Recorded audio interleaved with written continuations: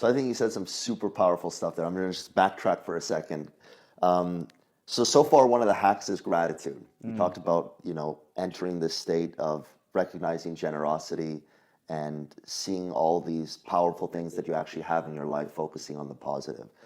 The second thing you talked about was the morning ritual, which I resonate with, and I'm going to ask you in a moment what your morning ritual is.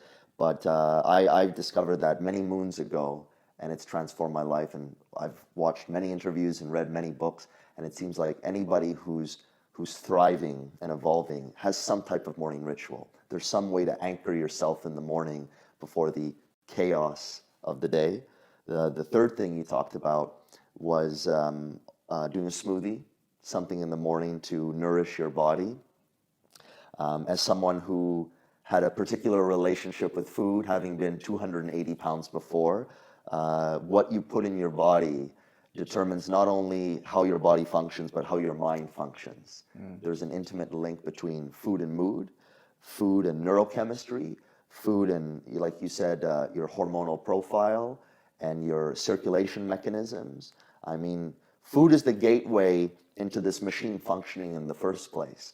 And, there's different people some people practice intermittent fasting, and that gives them clarity of mind. Some other people need nourishment right away in the morning. At the end of the day, it's whatever works for you. But definitely being present in the morning and serving your body, mind, and spirit with some type of ritual or routine. I'm 100% on the same page with you with those hacks, so to speak. So back to what I was saying, AM and morning rituals. What's your morning ritual? What do you do? I have 3 kids, 2 companies. There's a lot going on. It's not very elaborate. The first thing is, as I mentioned, wake up, make the bed. If it's at all possible. If my partner is sleeping, then I don't. I make it later on. Then once I brush prepare myself, I go into my closet. I'm a closet meditator. Oh yeah? I love it in the closet. It's a tiny little space. It's very humble. It's barely enough space for me. I put my pillow and I sit, and it's pitch dark. I feel like I'm floating through infinite space. Wow. Like in a space capsule. And I can go very deep, very fast. If I open my eyes, close my eyes, doesn't matter. It's pitch dark. So I do my morning practice, which really, it's, if I don't do it, it's like not brushing my teeth. It's that essential.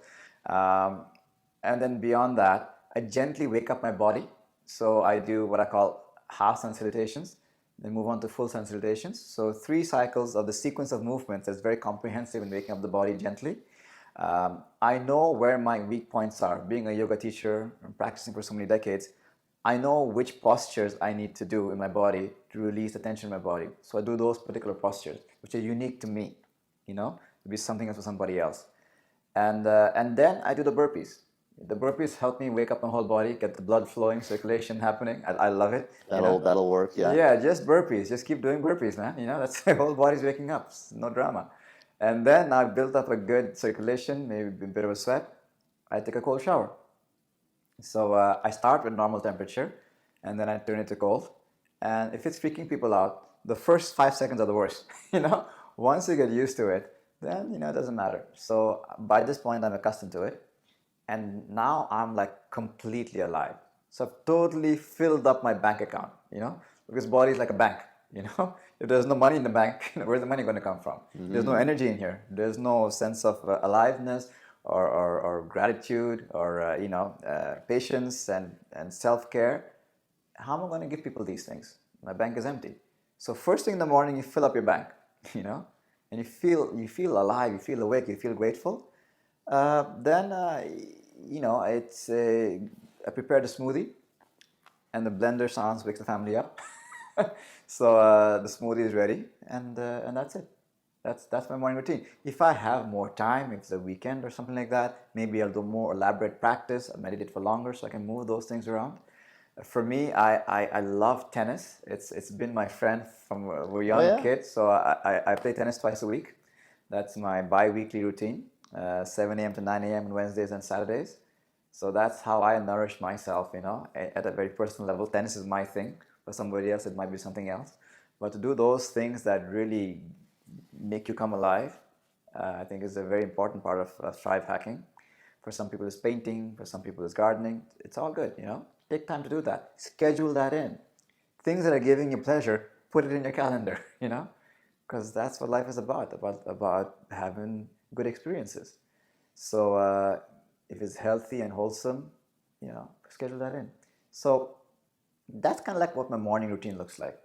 And it really doesn't take very long. The whole thing I've just expressed, half an hour, 45 minutes tops.